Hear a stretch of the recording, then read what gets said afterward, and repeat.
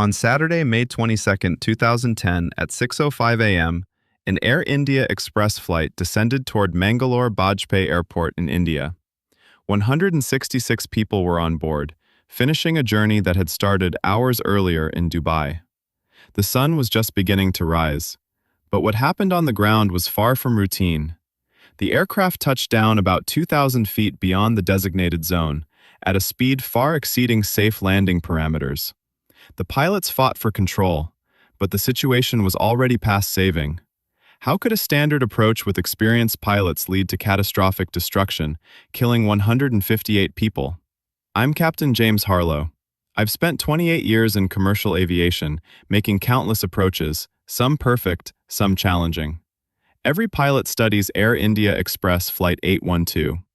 It's a textbook case of how critical decisions in the final moments of a flight determine everything. In aviation, every landing is a precise calculation, a dance between pilot and machine. This flight was no different in its initial planning, but it was headed for a runway that left almost no room for error. The aircraft, a Boeing 737-800HG with winglets, registration Victor Tango Alpha X-Ray Victor, was relatively young. Built in 2007, it had accumulated 7,199 flight hours across 2,833 flights, powered by reliable CFM 56-7B27/3 engines. This wasn't an old relic, it was a modern, well-maintained jet. The flight began in Dubai before heading to Mangalore-Bajpe Airport. And here's where a critical piece matters. Mangalore-Bajpe is what we call a tabletop runway. Imagine trying to land a fast-moving car on a narrow road that rises suddenly out of a valley, flattens at the top, with steep drops on either side. The runway appears shorter than it really is, demanding absolute precision. There's no forgiving terrain beyond the end of that concrete.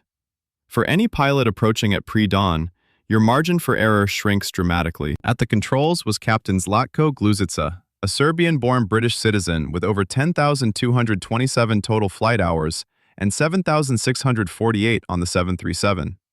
First Officer H.S. Ahluwalia, an Indian pilot with 3,337 hours, including 2,877 on the 737, sat beside him. The captain, 55, was known for his calm demeanor. The first officer, 24, was bright and eager, still building his career. Both were professionals trained to fly this exact aircraft into this exact airport. But even the best training can be undone by a series of small, compounding mistakes. 166 people were on board. This wasn't just a number. There was 32-year-old Rajesh Shetty returning to Mangalore after 5 years as an IT consultant in Dubai, planning to surprise his parents for their anniversary. Mrs. Fatima Khan, 68, a grandmother making the trip home after visiting her grandchildren for the first time. Priya and Rohan Sharma, both in their late 20s, were coming home after their honeymoon. Each had a story, a reason for being there, dreams waiting on the ground. Nobody saw this coming. The pilots had flown into Mangalore many times. They knew the airport and understood the tabletop challenges. But here's what matters: fatigue. Long-haul flights, early morning arrivals, constant schedule pressure, it wears on you. While it doesn't excuse errors, it's a human factor that sits behind many tragedies. Pay attention to this because the sequence of events that Saturday morning would become a textbook case of how human factors and challenging environments combine to create disaster. The flight from Dubai had been routine. As Air India Express 812 entered Indian airspace and began descent toward Mangalore, First Officer Ahluwalia was flying while Captain Gluzica rested during cruise. This is normal and regulated on longer flights. As they approached Mangalore, the captain took the controls. Weather was calm, visibility good, no strong winds, dry runway. No external warning signs suggested anything but a normal approach. But external warning signs aren't always the biggest threat. Sometimes danger lies in subtle deviation, an insidious drift from established safety margins. This is where the central technical problem begins: the unstable approach. An approach is unstable if the aircraft isn't within specific parameters for speed, altitude, sink rate, and configuration by a certain point, usually 1,000 feet above the runway. It's like throwing a dart at a bullseye while your hand shakes and the dart moves too fast. Pilots are trained rigorously to correct these immediately. Industry statistics show unstable approaches are a factor in about 3 out of every 4 approach and landing accidents worldwide. That's a massive red flag.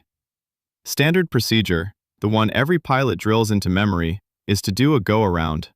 You power up, climb away, and try again. It's always safer than pushing an unstable approach. Around 6 a.m., 5 minutes before the accident, as Air India Express 812 began final approach toward runway 27, this subtle deviation started showing. The aircraft was consistently too high and too fast. First Officer Ahluwalia monitored from his seat, recognizing the discrepancies. His role was crucial, to act as a safety net and call out any deviations from standard procedures. The first officer made several call-outs, reminding his captain of the high speed and altitude. This wasn't casual chatter, these were critical warnings. In a cockpit during landing, communication is paramount. The first officer was doing his job, calling out discrepancies, following the checklist. About 3 minutes before impact, descending through 3,000 feet, the aircraft's speed was still above the recommended profile. The first officer said so. Passing 2,000 feet, he again noted the excess speed. The problem wasn't that information wasn't available, it was how it was being processed. Captain Glushitsa appeared fixated on continuing the approach. This is where human factors, the subtle pressure to avoid a go-around and the fatigue from an overnight flight start to matter.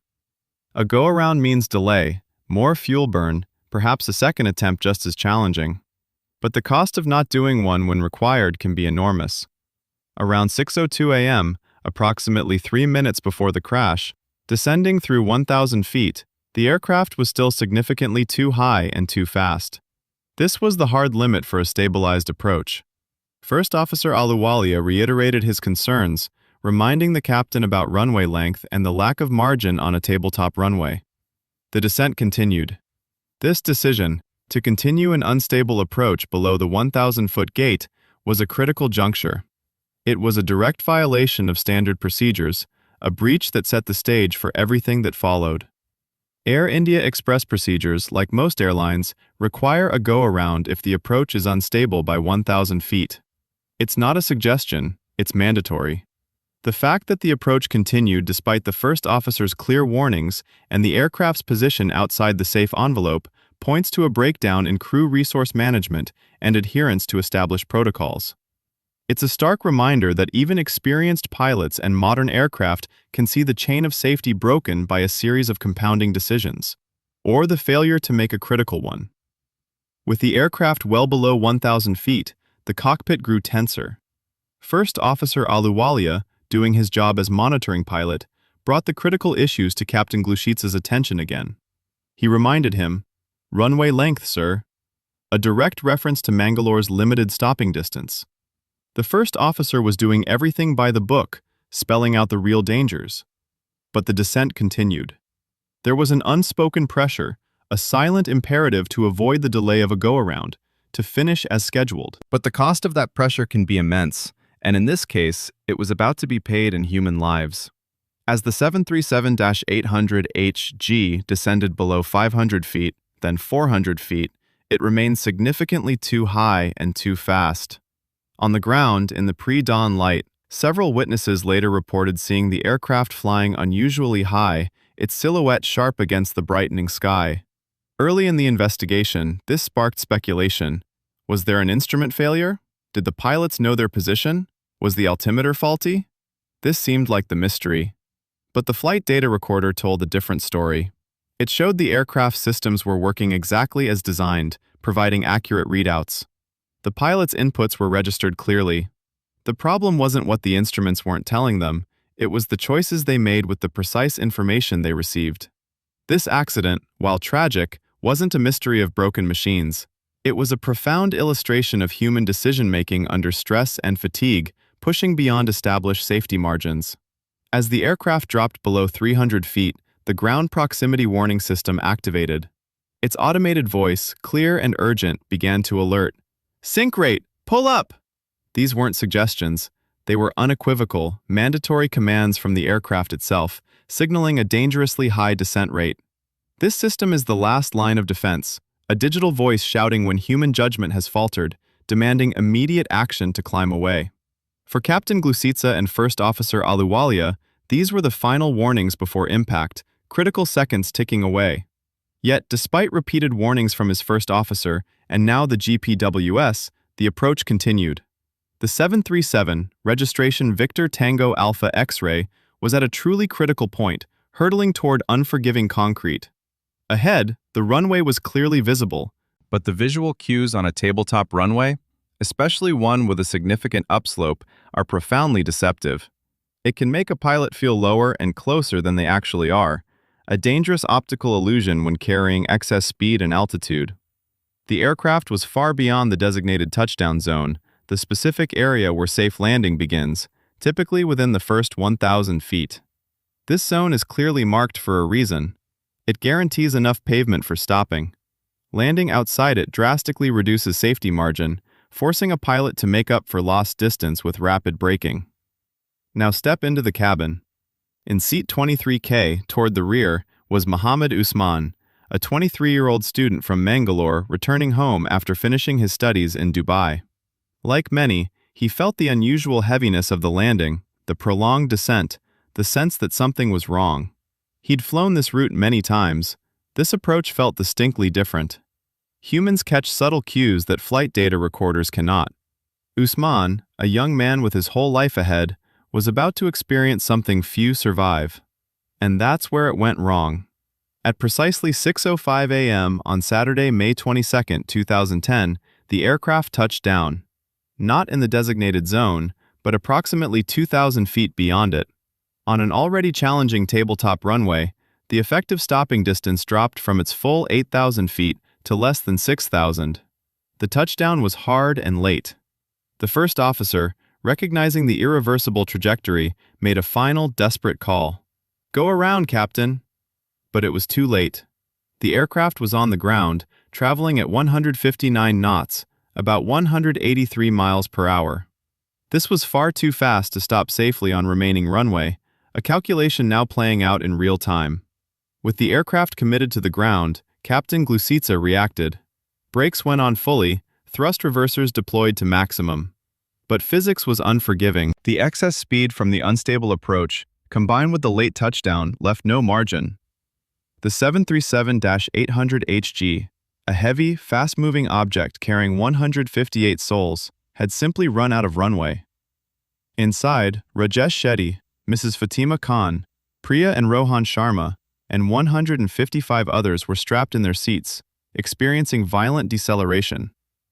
They felt the shuddering, the rush of runway lights, a blur of white and red. They knew something was terribly wrong.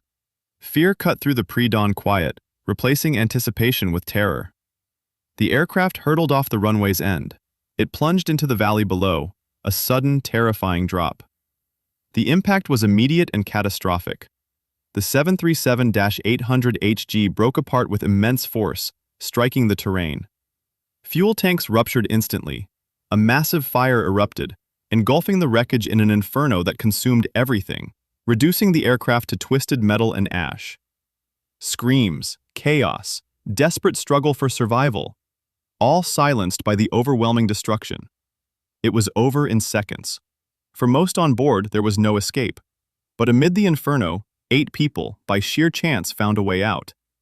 Mohammed Usman, seated in the rear, felt the violent initial impact. His section tore away, and he was propelled clear, somehow landing among the debris, conscious but injured. He described seeing the intense fire, thick smoke, the impossible scramble to escape the burning wreckage, even with broken bones and lacerations. His survival, and that of 7 others, stands as testament to incredible luck and the sheer will to live against all probability. The aircraft, no longer whole, plummeted down the steep, unforgiving slope.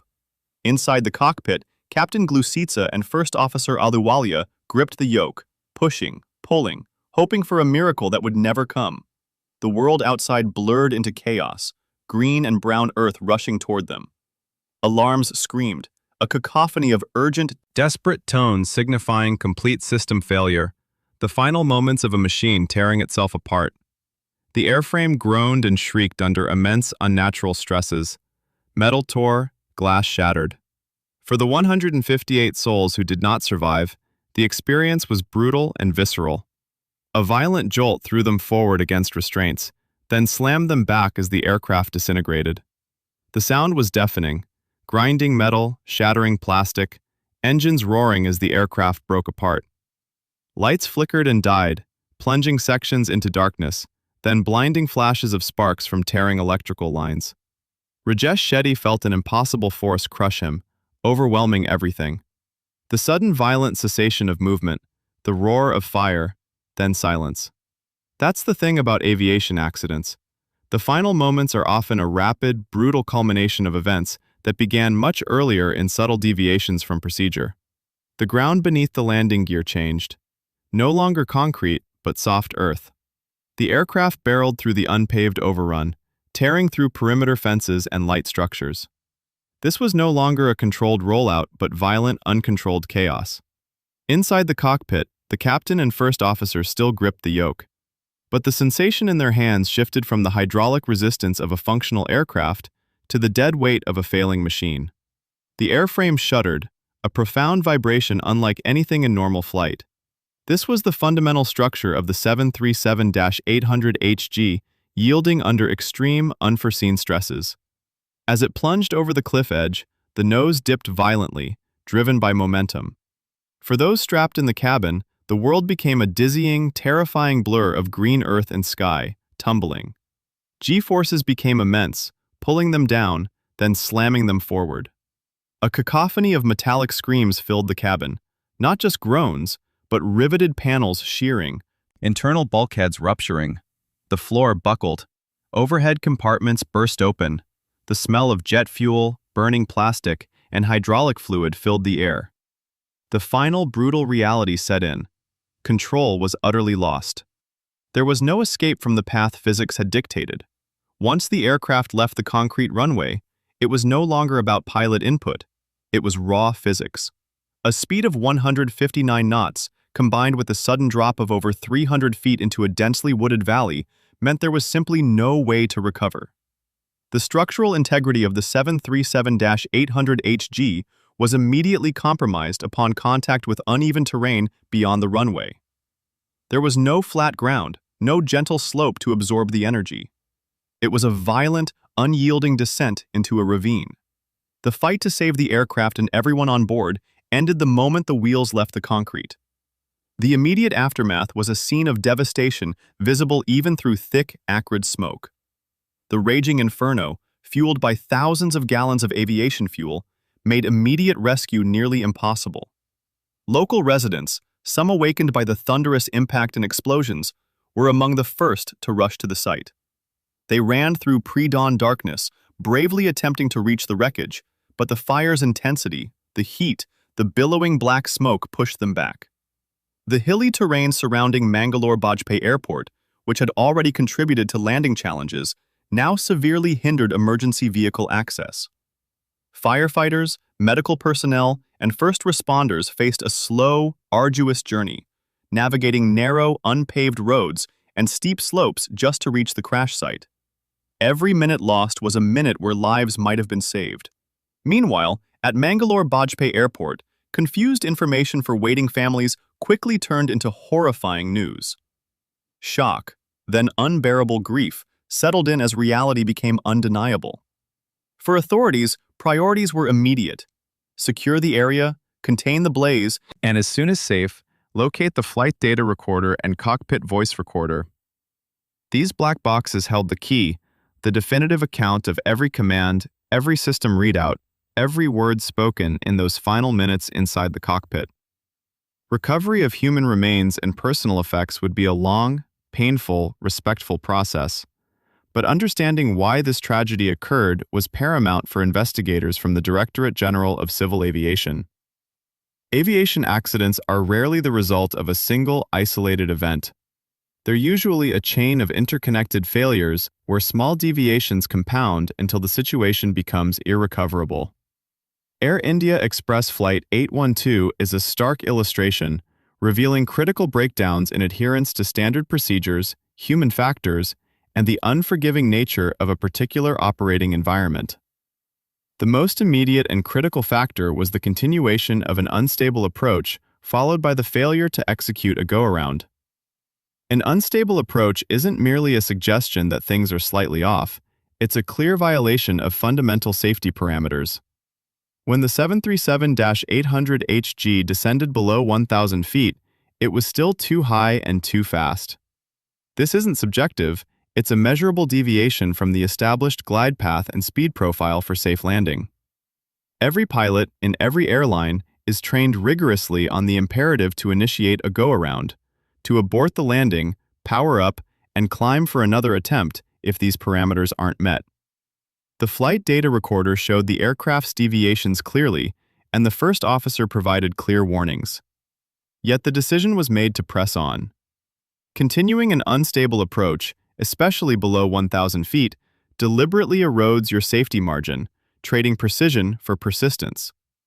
Industry statistics indicate unstable approaches are a contributing factor in approximately 75% of all approach and landing accidents. This figure underscores why the go-around is mandatory, not optional. The pilot's failure to adhere to this fundamental rule, despite multiple warnings, was the direct catalyst for the late, fast touchdown that doomed the flight.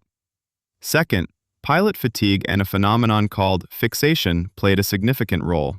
While Captain Glusica had rested during cruise, the cumulative effects of long duty hours, especially those disrupting the body's natural rhythm for early morning arrival, cannot be understated. Fatigue degrades cognitive function, slows reaction times, and impairs decision-making in subtle but lethal ways. It makes pilots less vigilant, more prone to errors, less likely to challenge their own assumptions. Compounding this was a strong indication of cognitive fixation, where the captain appeared hyper-focused on completing the landing, seemingly unable to process repeated warnings from his first officer and the aircraft's own GPWS. This isn't a moral failing, it's a well-documented human factor called get-there-itis, affecting even the most experienced pilots under certain conditions. It creates a tunnel vision effect where the brain latches onto one goal, putting the aircraft on the runway, and filters out all contradictory information or alternative solutions like a go-around. The investigation also highlighted that the airline's operational culture, while not directly causative, didn't sufficiently emphasize the importance of go-arounds, perhaps contributing to subtle pressure to avoid them due to perceived delays or costs. Third, the unforgiving nature of Mangalore-Bajpe's tabletop runway acted as a critical amplifier. Not all runways are created equal. This runway sits on a plateau, rising sharply from surrounding terrain, with steep drops at both ends. It creates a challenging optical illusion, often making the runway appear shorter or closer than it actually is. More importantly, it offers virtually no margin for error in an overrun. On a conventional runway with extensive clearways or engineered safety area beyond the pavement, a late or fast touchdown might still allow for survival, even with an overrun. But at Mangalore, there was no such luxury. The moment Air India Express 812 touched down approximately 2,000 feet beyond the threshold, it lost a substantial portion of its already limited stopping distance. The combination of an unstable approach, impaired decision-making, and an inherently challenging environment created a perfect storm where even a small deviation became irrecoverable. The Federal Aviation Administration set strict guidelines for runway and safety areas. While Mangalore met specific regulatory requirements, the inherent geographical challenges demanded absolute adherence to stable approach criteria. The lack of adequate safety margin beyond the runway meant that once the pilot's decision to continue the unstable approach led to a late touchdown, the physical environment offered no second chances, condemning 158 people to a fate that could have, and should have, been avoided. The official investigation, led by the Indian Directorate General of Civil Aviation, concluded that the primary cause was the flight crew's decision to continue an unstable approach. This violated established safety parameters for speed, altitude, and sink rate, particularly below the 1,000-foot stabilization gate. This critical error was exacerbated by the captain's fatigue and cognitive fixation on landing, overriding the first officer's warnings and the aircraft's automated alerts. Mangalore's tabletop runway left no room for recovery once this fundamental procedural breach occurred, turning a preventable deviation into an irrecoverable tragedy. As a direct consequence, in 2011, the Indian Directorate General of Civil Aviation mandated enhanced simulator training specifically for approaches to tabletop runways. This reinforced a zero-tolerance policy for unstable approaches below 1,000 feet, requiring an immediate go-around. While it's impossible to precisely quantify the exact number of lives saved, the global reinforcement of these critical safety principles across pilot training and airline operations has undoubtedly prevented countless potential accidents, safeguarding thousands of passengers and crew over the past decade. The 158 souls lost on Air India Express Flight 812 through their tragic sacrifice left an indelible mark on aviation safety, ensuring future generations of travelers are safer. We've broken down the minute-by-minute decisions and the environment that led to this tragedy.